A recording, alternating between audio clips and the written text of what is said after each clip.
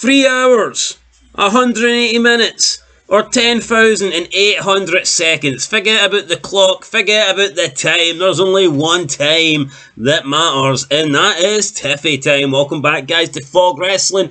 New era on SmackDown. Not only are we 3 hours, not only are we on the USA Network, not only is SmackDown for the first time in a long time playing second fiddle to Raw. It is now the B show, but forget about all that because we now have a good champion, a good women's champion, should I say. In fact, we've got two good women's champions on SmackDown, but we have Tiffany Stratton as the SmackDown women's champion, and it's refreshing to see her carry the belt and not Bayley or not that other fat piece of shit, what's on Nia Jax. You know, I'm sick of seeing those two holding the belt. Throw in Bianca Belair in there as well. Just sick of seeing that belt passed around and those same faces being in the main event, seeing every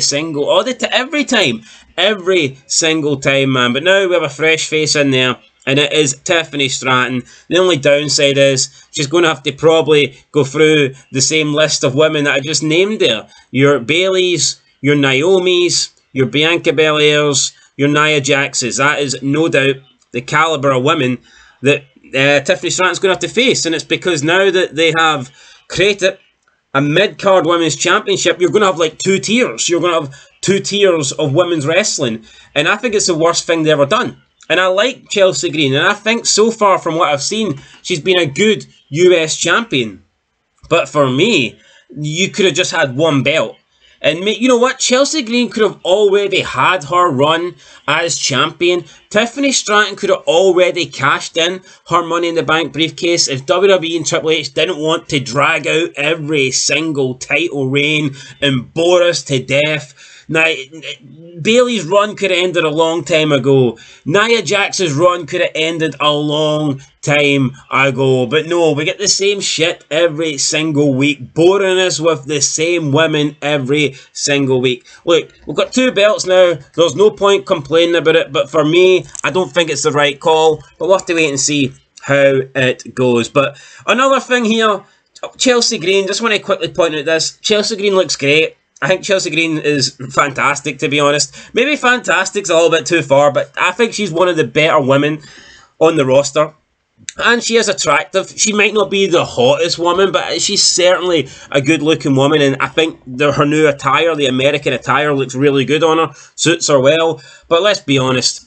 What the hell is that big fat piece of shit that accompanies her to the ring? Piper Niven, Doudrop, call it what you want. I'm going to call it a whale because she is smothering Chelsea Green. She's eating all the scraps from the Chelsea Green table, and trust me, there's a lot of scraps there, but Doudrop offers nothing. Sloppy in the ring, can't cut a promo to save her life. Just nothing at all good about this. Not a superstar, doesn't look like a woman's wrestler, just looks like a big fatty. And what is it with the hypocrisy and the double standards in wrestling with the wrestling fans? People will bash Chris Jericho, make fun of his weight, call him Fat Jericho this, Fat Jericho that, but then you talk about Piper Niven and you call it the fact that she is obese and people lose their shit. Oh, why are you fat shaming Piper Niven? You're a horrible person. Yeah, Jericho's a little bit overweight. Fucking Piper Niven's fat as fuck. There's a big difference here. And plus, Jericho's old. If Jericho wants to put a bit of weight on, then you know what? That's up to him.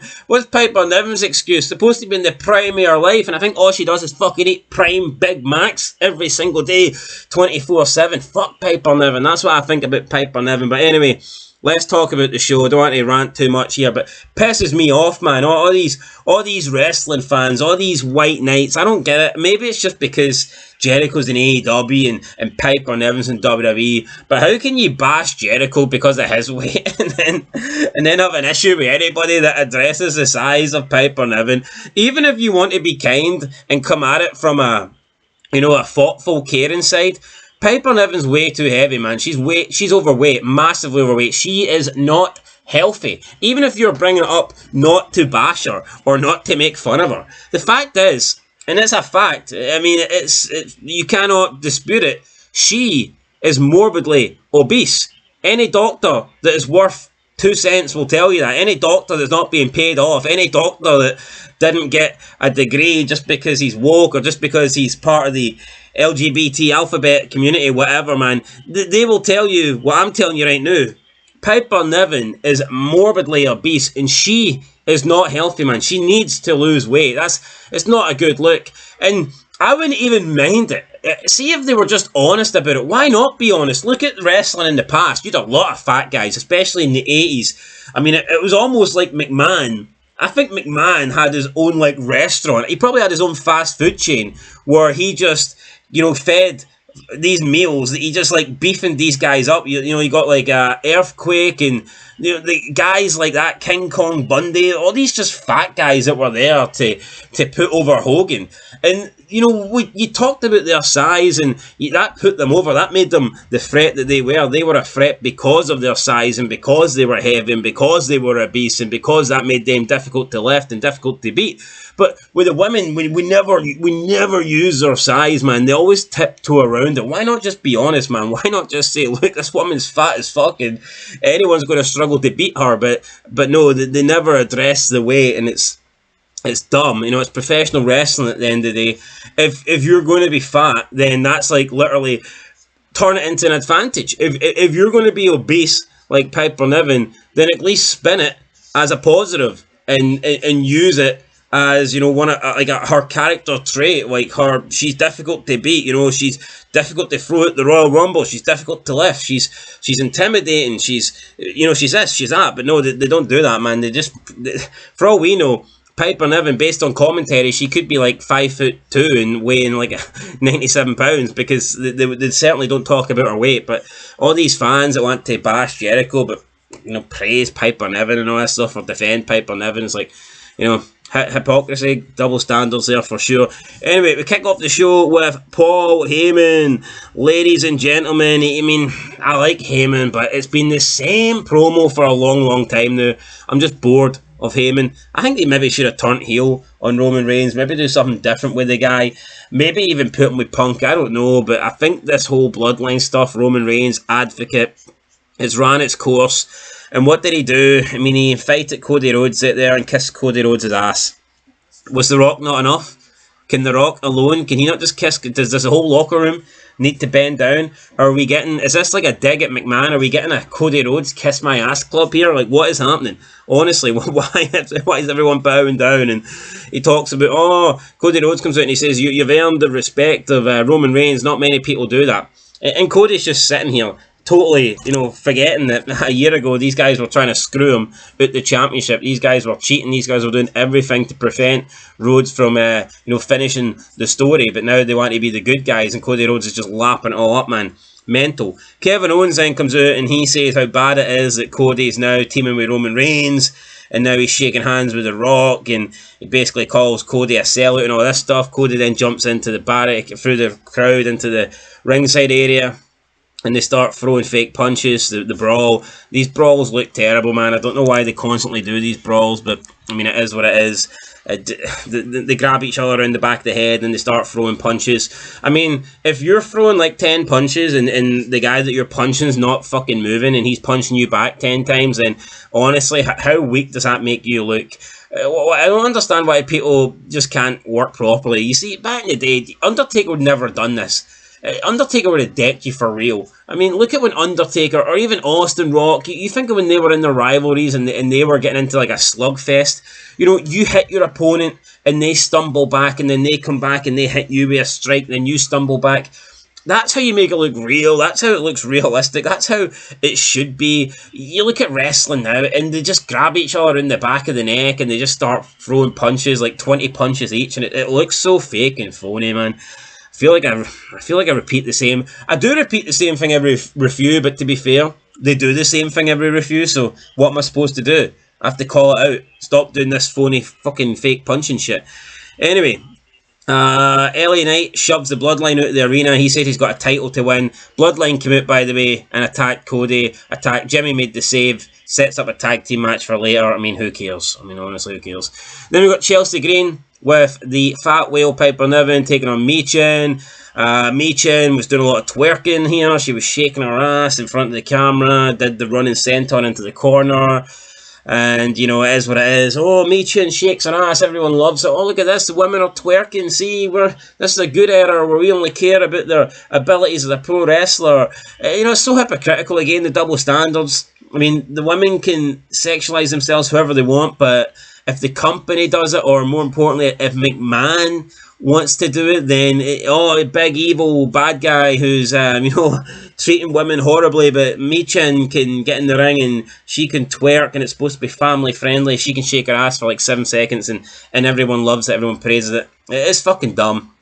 It is dumb. Whatever. Michin then loses to Chelsea Green. Decent match. Chelsea Green wins.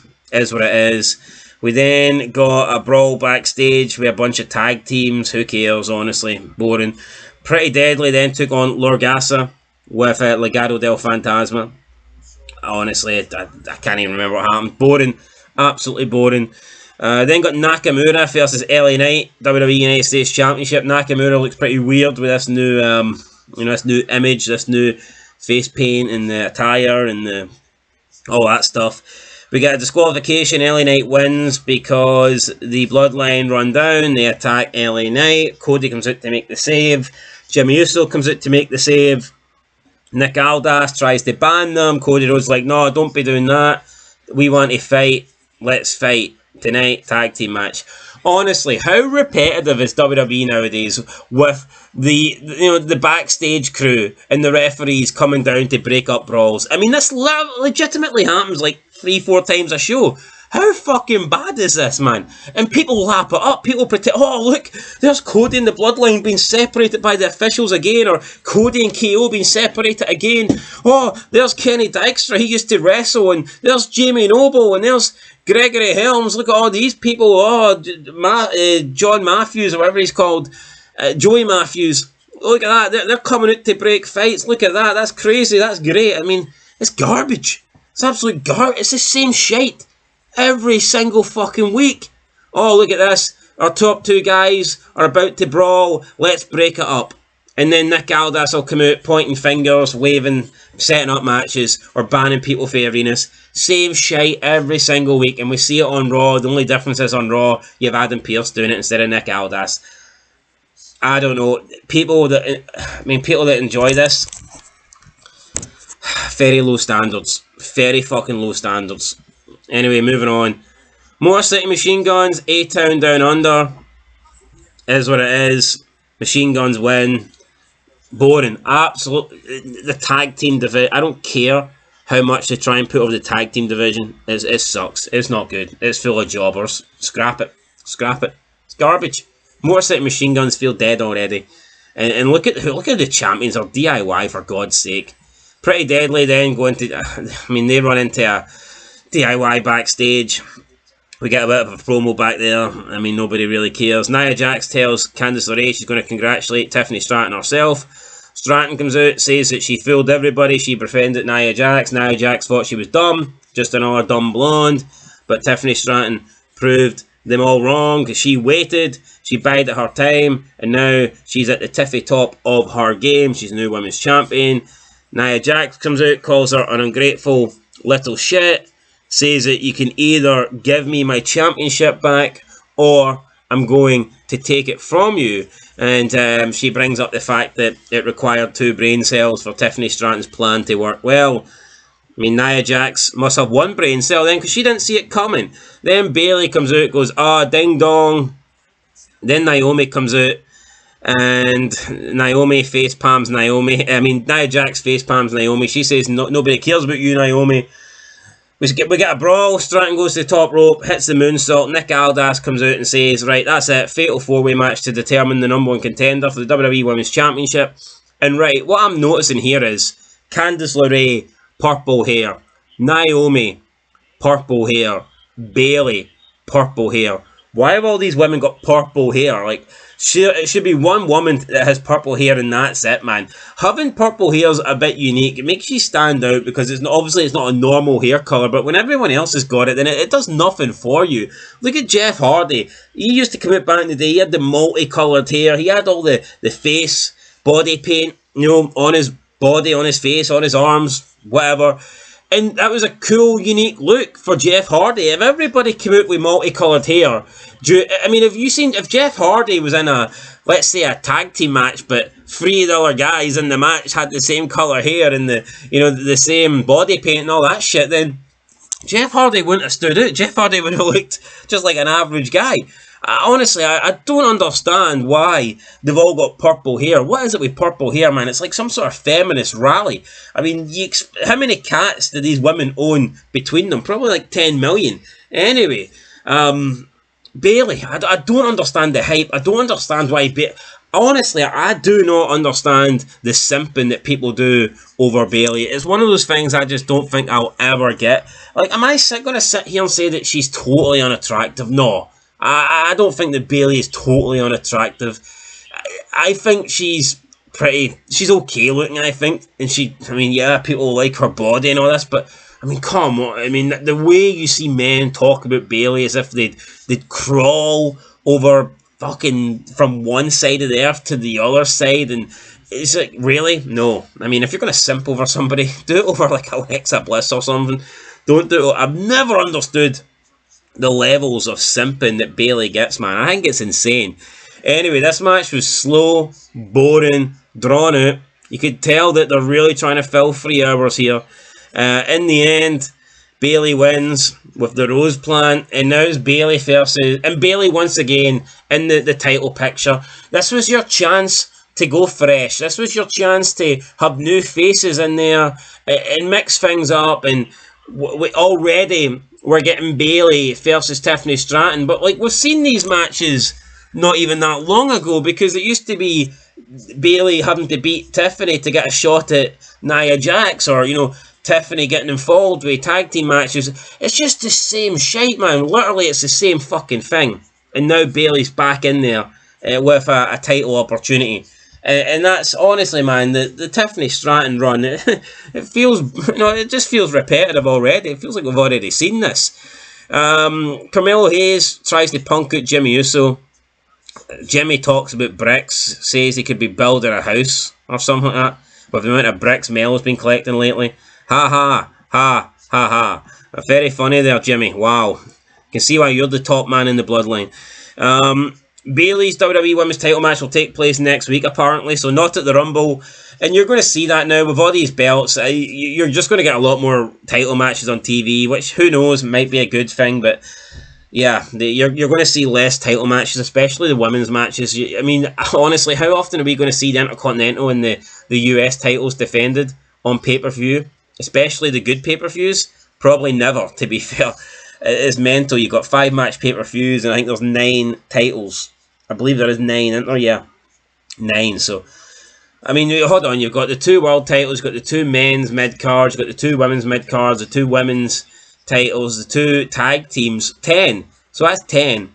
So 10 sets of titles, man. And a lot of these pay-per-views only have 5 match cards. It seems like to me that the perfect thing to be now would brand split them, make them brand exclusive, have pay-per-views be either Raw or SmackDown, unless it is like the top 4, and then the top 4 pay-per-views, maybe you can have bigger match cards, like, 8, 9, 10 match cards. But honestly, if they're going to continue to do these joint brand pay-per-views, premium live events, then you've got 10 titles going into 5 matches, and then you've got other matches. What about grudge matches, rivalry matches, or number 1 contender matches, or like speciality matches like a Money in the Bank or the Royal Rumble? It's just insane. You're going to have all these belts, and the belts just won't feel important. These mid-card belts will feel exactly like that. They'll feel mid-card when all you ever get is them being defended on free TV.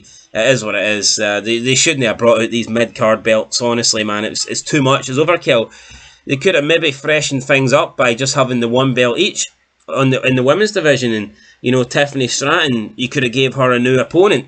I don't know, throw Michin in there. She doesn't seem to get as many title matches as I think we've seen. Then again, we've probably seen Michin and Tiffany Stratton lots as well, so I don't know. Honestly, call up some women for NXT, do something. We're supposed to have this transfer thing going on at the moment. Who's getting transferred? Absolutely nobody. Nobody's getting transferred. Next week, apparently, Solo Sikoa returns, so congratulations to him. Then we move into the main event. Cody Rhodes and Jimmy versus the Bloodline. They've got Paul Heyman with them. Yeah. Kevin Owens comes out. Bloodline win. Kevin Owens comes out. He brawls with Cody. The show ends with Cody and Owens going through a table. Just, this third hour is way too much, guys. Anyway, Owens and Rhodes go through the production tables. Show goes off the air with them lying out, and that was it, guys. A boring SmackDown. Very boring SmackDown. I like Chelsea Green. That's about it. Tiffany Stratton. Hope her title reign's good, but it's just the same woman that we've seen over the past year. So I mean, there's nothing really new there, nothing fresh. I mean, like, it's a cash-in, it's a brand new champion, but it doesn't feel like anything's changed, really. Because for the last, 8 months, we've seen Tiffany Stratton in that position anyway. We've seen her just, be the sidekick of Nia Jax, and it doesn't feel like anything has really changed, and it's not good. Anyway, guys, I'm going to give this, I'll give it it was a really boring SmackDown, wasn't it? I'm going to give it a 2 out of 10. Difficult to watch. And hopefully it gets better, but honestly, I wouldn't count on it, guys. Wrestling absolutely sucks, and yeah, we're just sitting here praying that it improves, but probably not going to happen. Anyway, guys, that's it. Catch you in the next one. Until then, peace.